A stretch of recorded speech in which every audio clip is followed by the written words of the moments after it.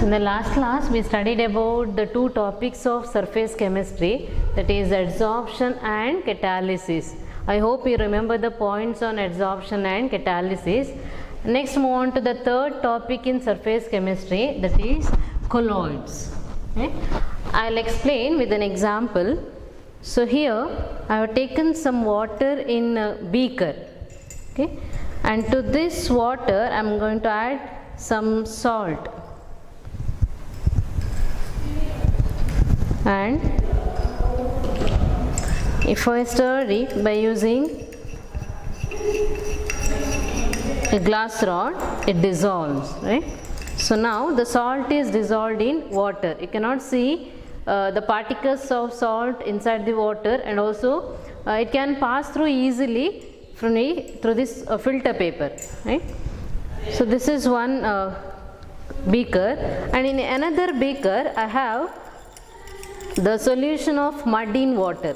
This is a solution of mud in water, and this is called suspension.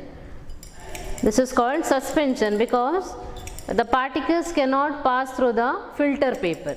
But when I allowed this container for some time, the large mud particles settles down at the bottom, and the upper part of that liquid or solution is this. This is the upper part of the suspension of the mud in water.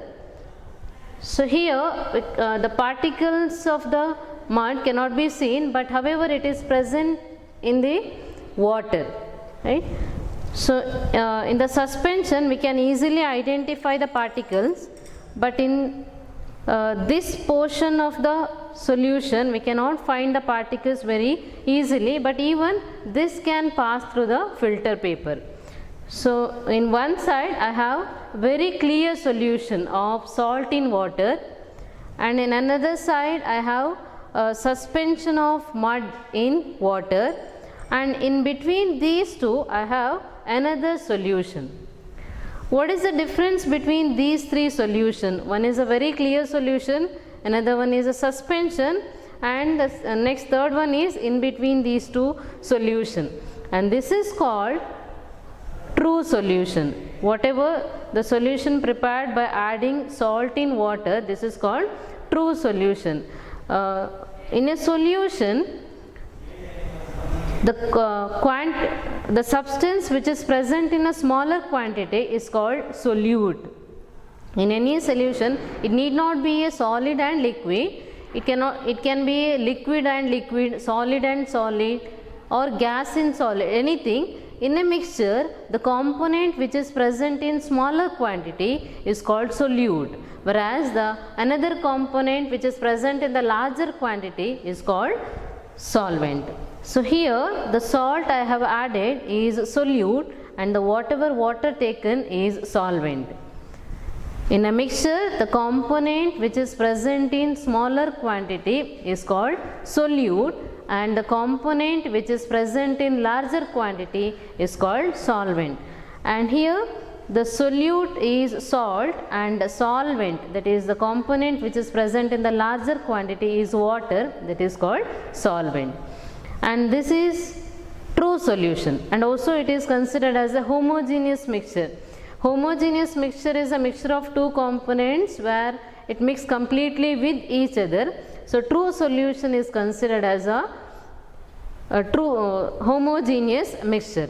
Whereas in another end we have suspension,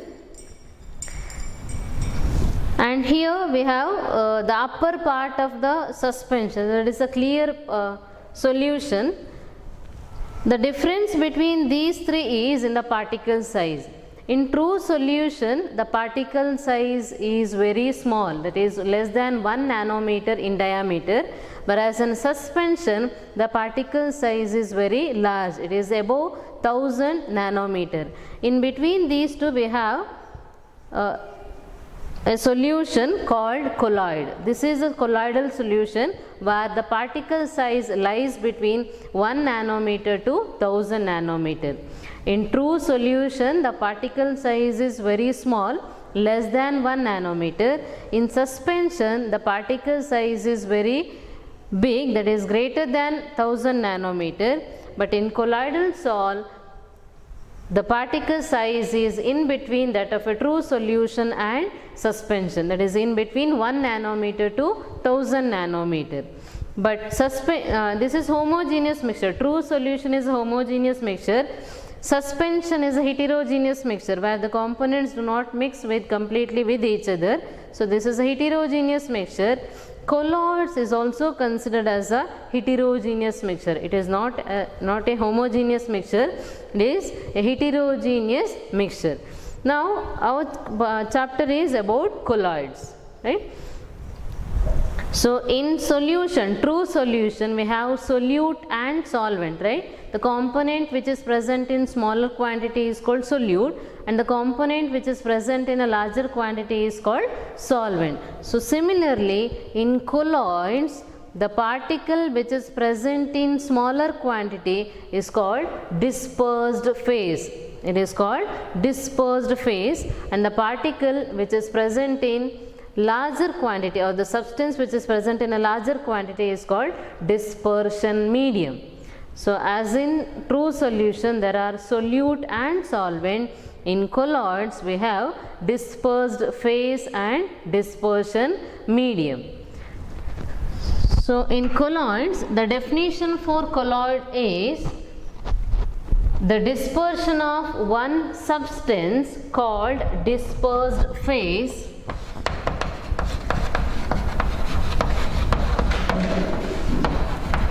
in another medium called dispersion medium, in another substance called dispersion medium.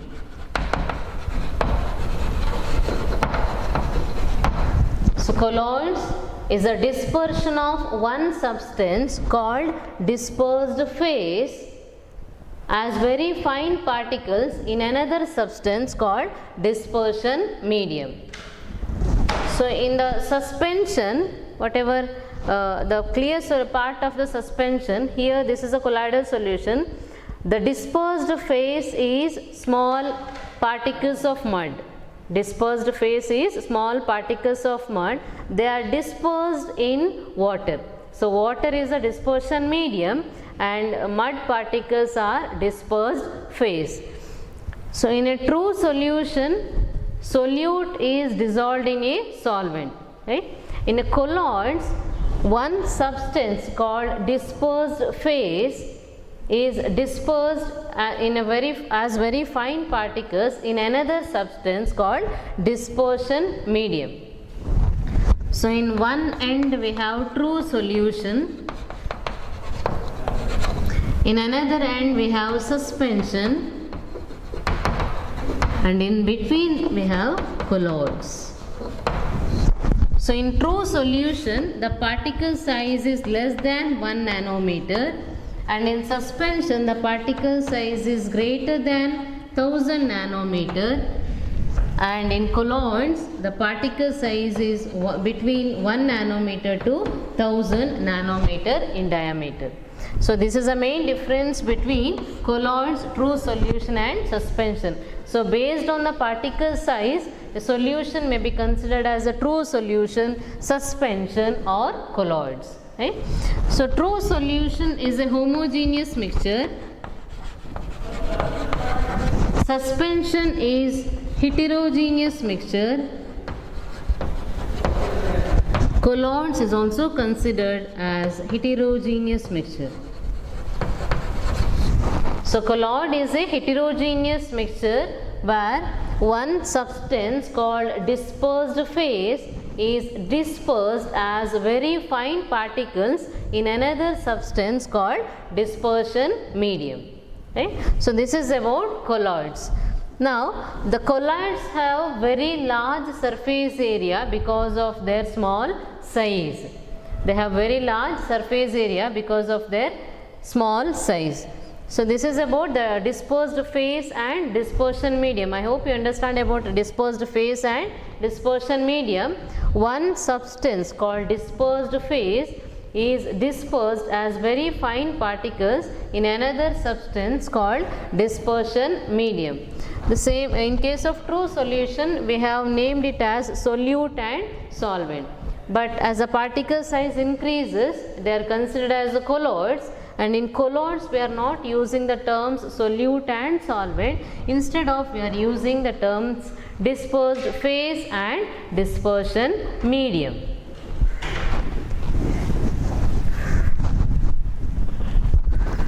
Write these points: true solutions, colloids and suspension.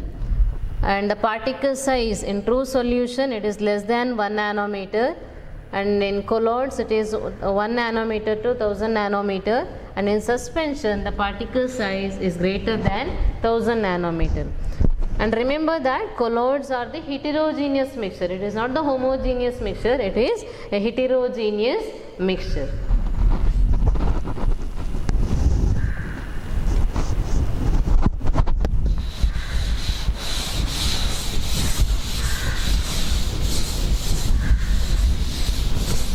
Next is the classification of colloids.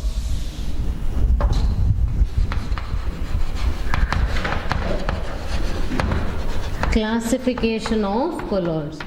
So what are the different types of colloids present? So there are three criteria for the classification of colloids. The first criteria is physical state of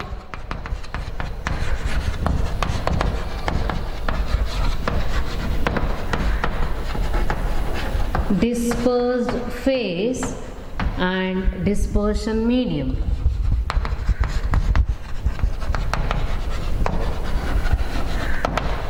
This is the first criteria for the classification of colloids: physical state of dispersed phase and dispersion medium. Next, second criteria is based on the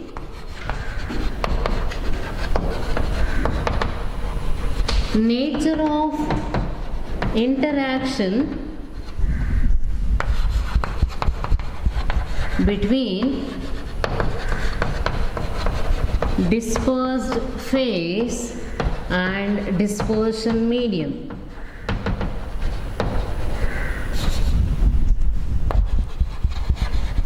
Based on the nature of interaction between dispersed phase and dispersion medium. And the third criteria is based on the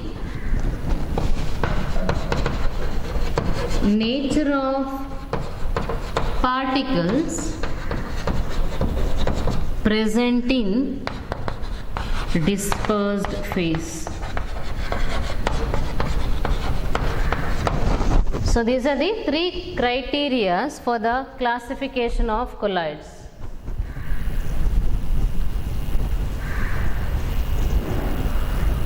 There are three criteria for the classification of colloids. The first one is based on the physical state of dispersed phase and dispersion medium. And the second criteria is based on the nature of interaction between dispersed phase and dispersion medium. And the third criteria is based on the nature of particles present in dispersed phase. So there are subdivisions in these categories. The first one is based on the physical state of dispersed phase and dispersion medium.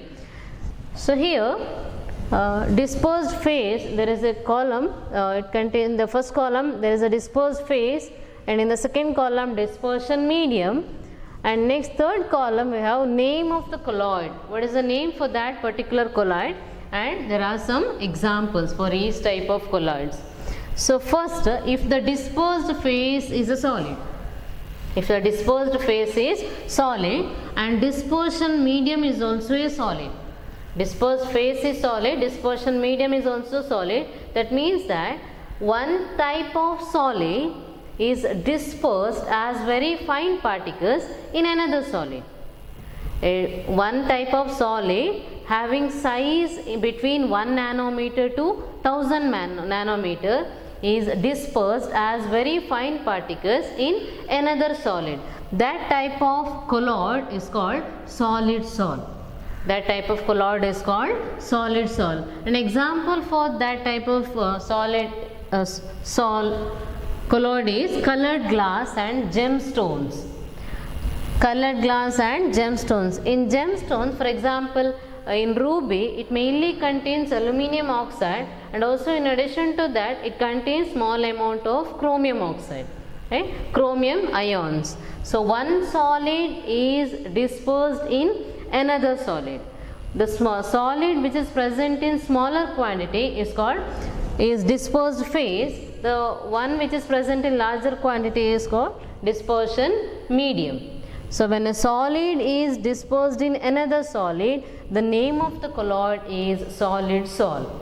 The name of the colloid is solid sol. And if the dispersed phase is solid, and if it is dissolved or dispersed in a liquid, dispersed phase is solid, and if it is dispersed in liquid, the name of the colloid is sol. That is, paints are the example for such type of colloids, where some solids are dispersed in liquids, suitable liquids. Important one, when a solid is dispersed in a suitable liquid, the type of colloid is called sol. An example for that is paints. Next type of colloid is when a solid is dispersed in a gas. When a solid is dispersed in gas, the type of colloid is aerosol. It is called aerosol. For example, smoke and dust are the examples for aerosols. Smoke. In smoke, there are solid particles which are dispersed in air. So that is, solid is dispersed in gas. The name of the colloid is aerosol.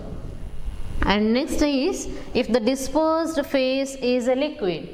If the dispersed phase is liquid and it is dispersed in solid. A liquid is dispersed in solid, the name of the colloid is gel. The name of the colloid is gel. Cheese and jellies are the example for gel.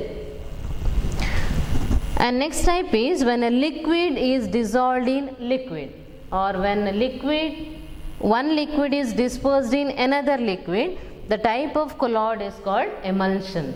It is called emulsion. So milk is a colloid.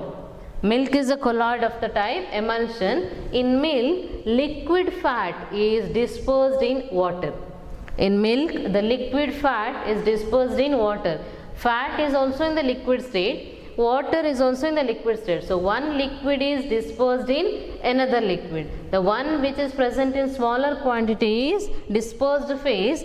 Another one is called dispersion medium. So when a liquid is dispersed in liquid, the type of the colloid is called emulsion, and example is milk and butter. Next type is a liquid is dispersed in gas. When some liquids are dispersed in gas, again the name of the colloid is aerosol.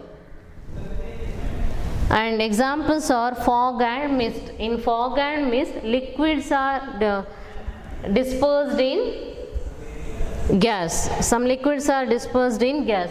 Insecticide sprays or any perfume sprays we can consider as aerosol, where it contains liquid in gas. Next type of colloid is if the dispersed phase is gas and dispersion medium is solid. When a dispersed phase is gas and dispersion medium is solid, we have solid sol. The type of colloidal sol is solid sol.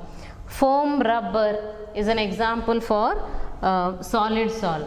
Foam rubber, where the rubber is of solid but some gas molecules are trapped inside that solid, right? So when gas is dispersed in solid, the name of the colloid is solid sol. Example is foam rubber or pumice stone is also an example for solid sol. And the last type of colloid is when a gas is dispersed in liquid. When a gas is dispersed in liquid, the name of the colloid is foam. The name of the colloid is foam. Example is froth. Froth, where some gas molecules are trapped inside the liquid. And whipped cream. Whipped creams you might have observed, which are used in the preparation of cakes and other desserts. And there also gas is trapped or it is present in the liquid. right? So that is foam. When a gas is dispersed in liquid, the colloidal type is called foam. Example are froth and whipped cream. So these are the 8 types of colloids which are based on the physical state of dispersed phase and dispersion medium. Here dispersed gas is not considered as a colloid because it is a homogeneous mixture.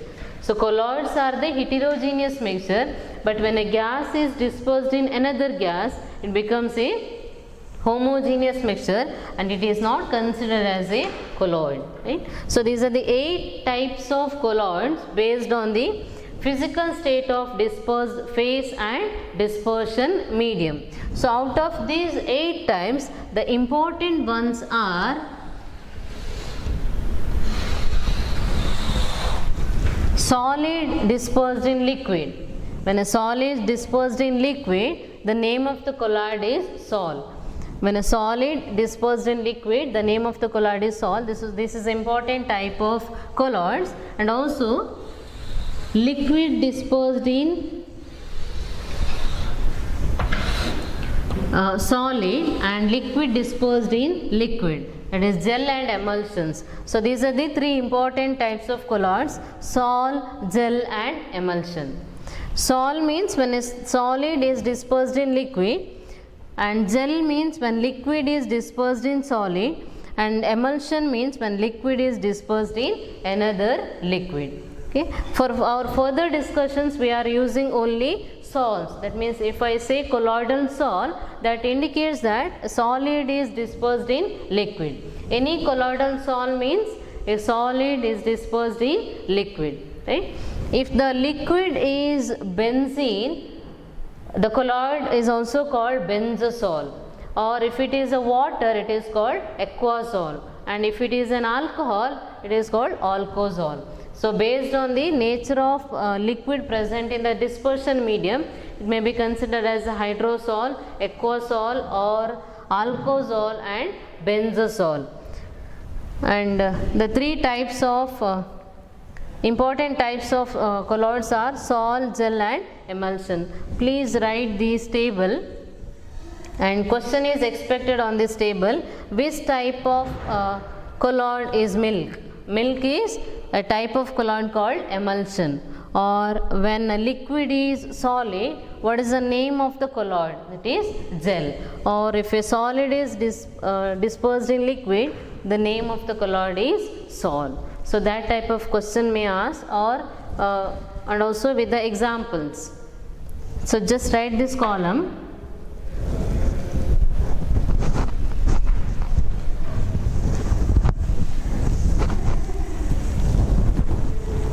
Classification of colloid is based on the nature of interaction between the dispersed phase and dispersion medium.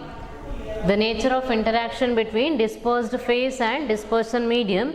So based on this criteria, we have 2 types of colloids: lyophilic colloids and lyophobic colloids. Lyophilic colloids and lyophobic colloids, or we can also say that lyophilic sols. Remember, sols is nothing but when a solid is dissolved in or dispersed in liquid. Lyophilic colloids and lyophobic colloids. The lyophilic colloid is also called solvent loving or solvent attracting. Lyophobic colloid means solvent hating or solvent repelling. Lyophilic colloid means solvent loving or solvent attracting, whereas a lyophobic colloid means solvent hating or solvent repelling. If the solid is dispersed in liquid, the dispersed phase is solid, whereas the dispersion medium is liquid. If that liquid is water, it is also called hydrophilic colloid and hydrophobic colloids. If the liquid is water, it is called hydrophilic colloids and hydrophobic colloids. Now, what are lyophilic colloids and lyophobic colloids? Important one, the question is expected here. Write the differences between lyophilic colloids and lyophobic colloids. So, in lyophilic colloids, the examples are starch, gum, rubber.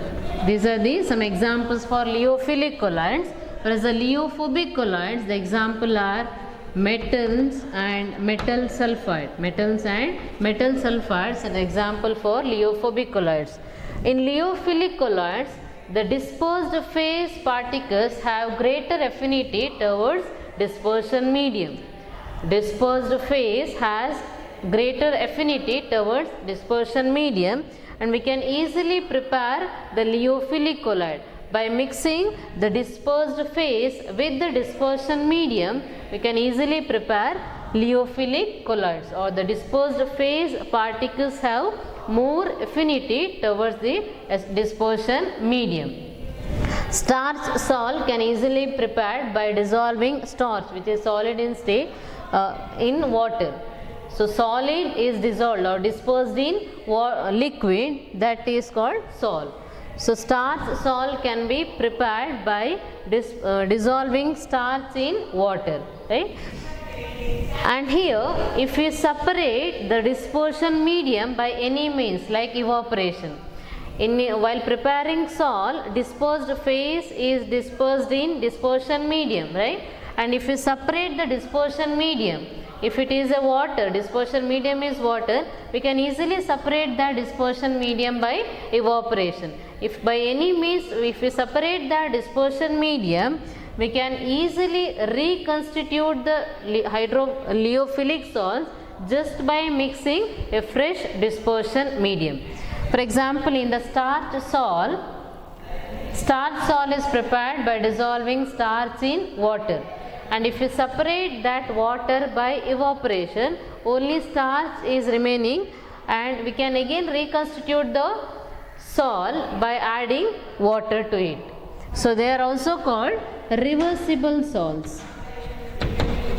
Reversible salts. Lyophilic colloids are also called reversible salts, and they are also stable. The stability of colloid depends on the ability to resist the precipitation. If it undergoes precipitation very easily, that salt or colloid is considered as an unstable colloid. But lyophilic colloids are more stable. It won't get precipitation very easily.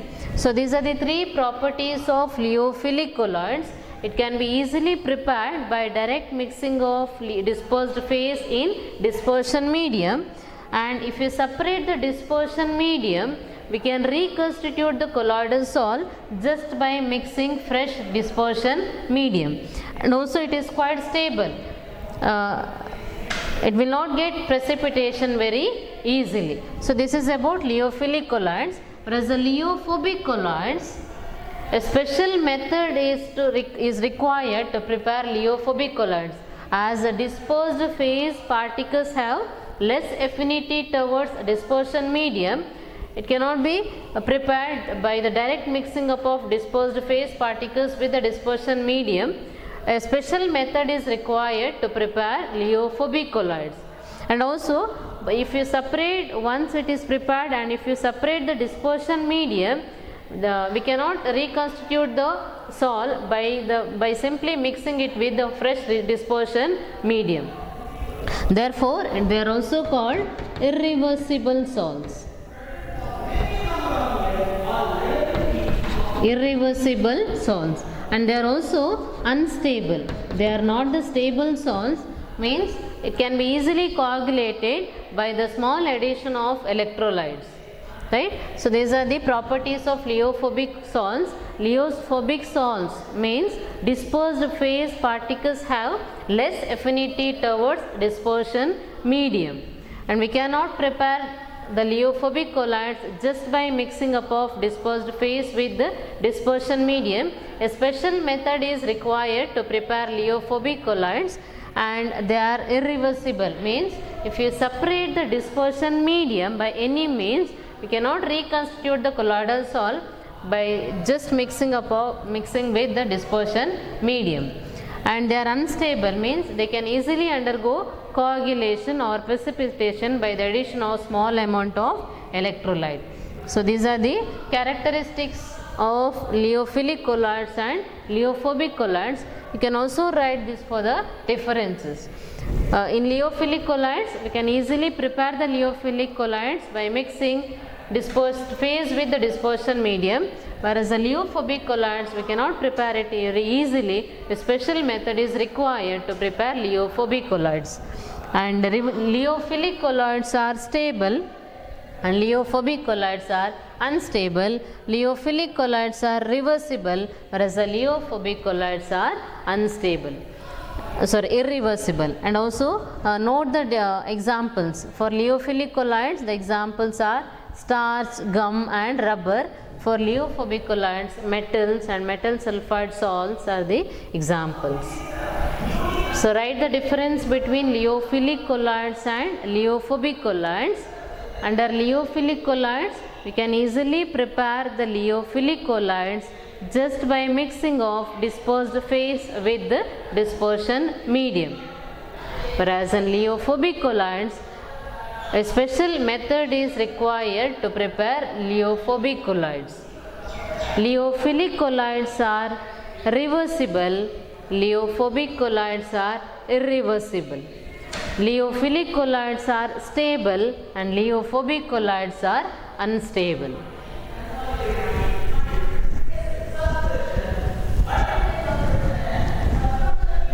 Next, the third criteria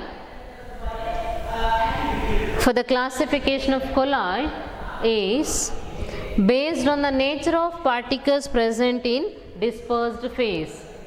Based on the nature of particles present in dispersed phase. So here also again 3 types of colloids.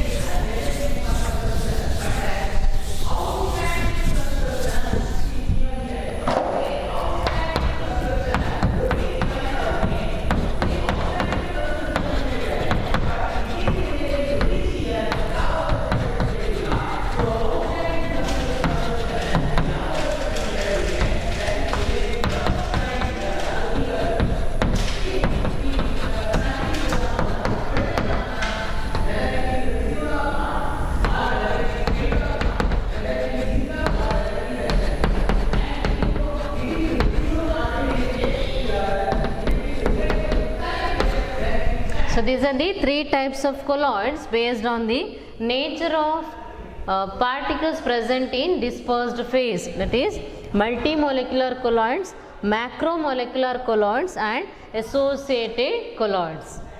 So multimolecular colloid means on dissolution a large number of small atoms aggregated to form particles having size in the colloidal range. The individual particle is very small, but when it is dissolved in a suitable solvent, a large number of particles aggregates and they form particle having size in the colloidal range, that is 1 nanometer to 1000 nanometer. Such type of particle colloids are called multimolecular colloids. Gold sol, sulfur sol are the examples for multimolecular colloids. The individual particle is very small, but when it is dissolved in a suitable solvent, a large number of particles aggregates and they form a single particle, but the size of that group of particle is in the colloidal range. That is called multimolecular colloids. And the second type is macromolecular colloids.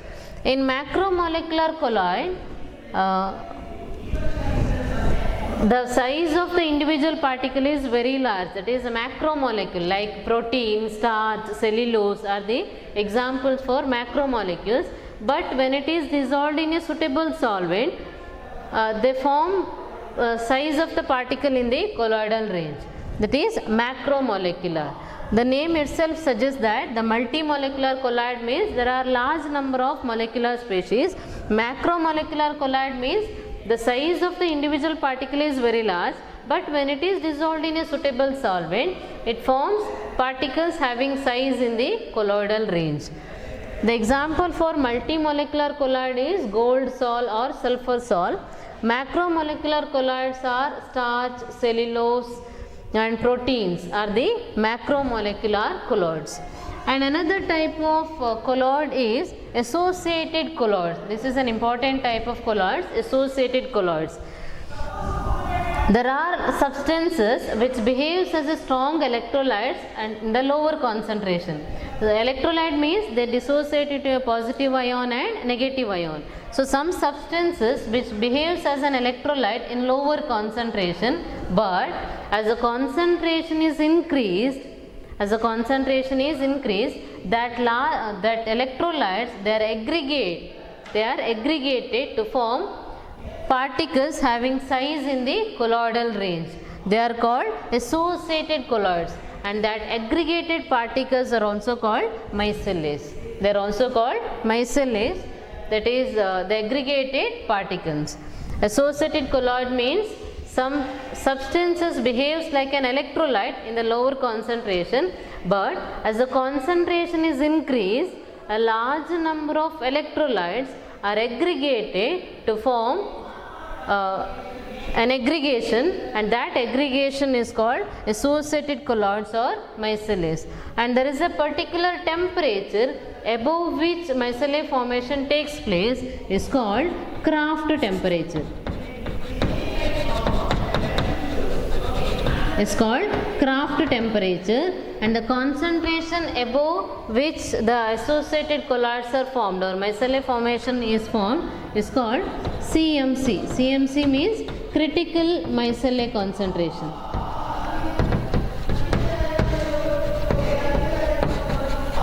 Critical micellar concentration. So associated colloids means there are the substances which behaves as an electrolyte in the lower concentration, but as the concentration is increased, that electrolytes are aggregated to form particles which is having size in the colloidal range. The particles are called associated colloids, or that aggregated particles are called micelles. The temperature above which micellar formation takes place is called Kraft temperature, and the concentration above which micellar formation takes place is called critical micellar concentration.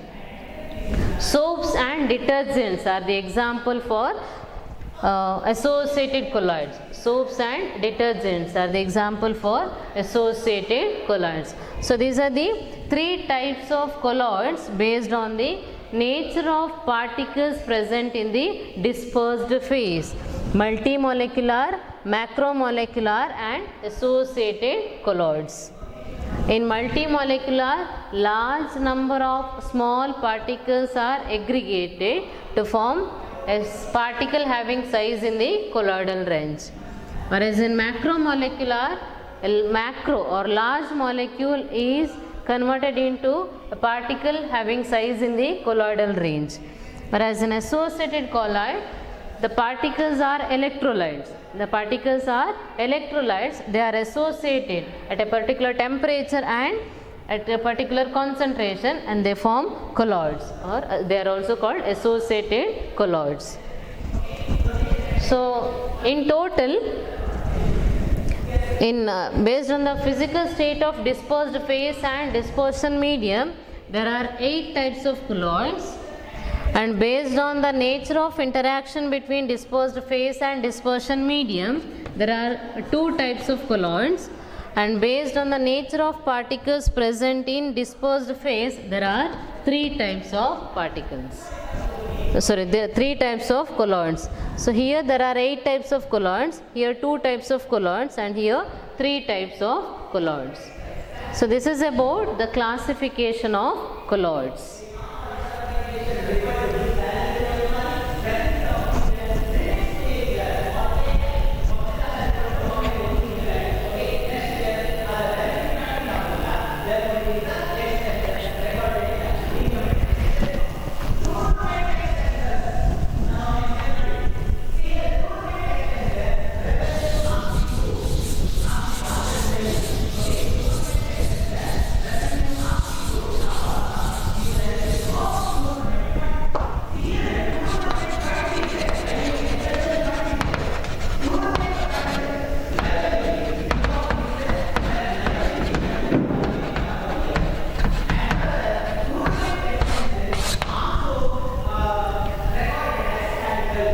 So the third type of colloid, that is associated colloid, in that there is a formation of micellae.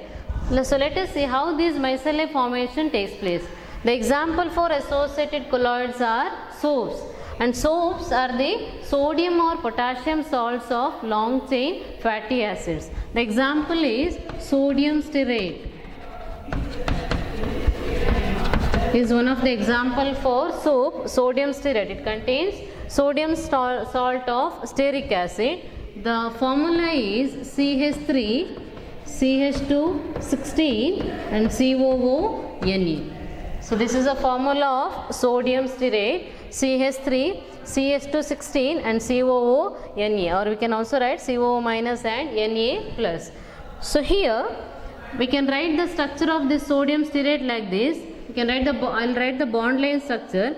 So here one end CH3, then CH2, 1. There are 16 times we have to write CH2. 1, 2, 3, 4, 5, 6, 7, 8, 9, 10, 11, 12, 13, 14, 15 and 16. So this is the 16 times CH2. Then I'll write COO minus, because when it is dissolved in water, it dissociates into COO minus and Na plus. So associated colloids are formed because of the electrolyte. So electrolytes are negatively charged and positively charged ion. They dissociates into negatively charged and positively charged ion. So this is stearate. So stearate ion, CH3 and CH2 16 times. Then finally I'll write COO minus, right? So this ion, it has two parts. This hydrocarbon chain is called non-polar tail. This is called non-polar tail, and this COO minus part is called polar ionic head. This is called polar ionic head. So this part has less affinity for water, whereas this part, polar ionic head, it has more affinity towards water.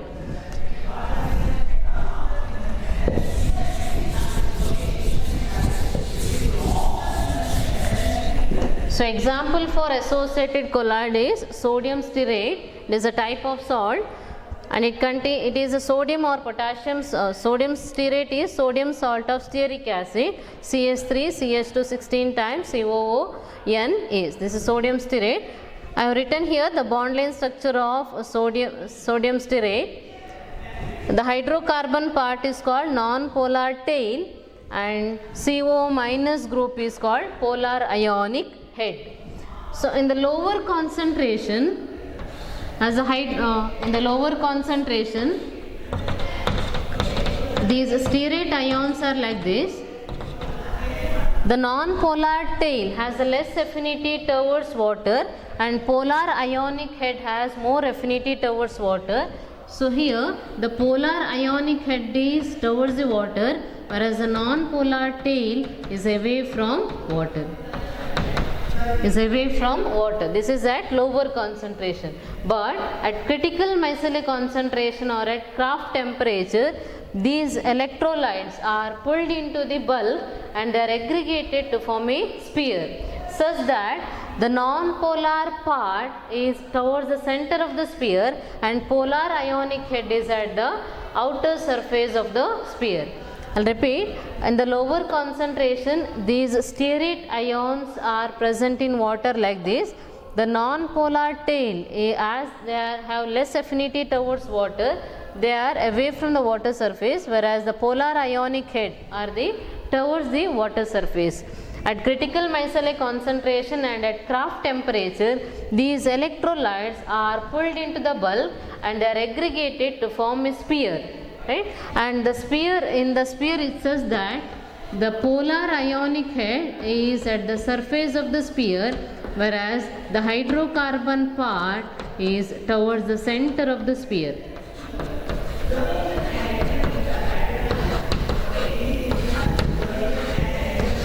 So large number of electrolytes are aggregated and they form a sphere, such that the hydrocarbon part is towards the center of the sphere and polar ionic head is at the surface of the sphere, and this is called associated colloids. Associated colloid or micelles. This is called micelle or associated colloids. A single micelle can have 100 of such ions. 100 of such electrolytic ions aggregated to form a single micelle. Right? So this is the mechanism of micelle formation.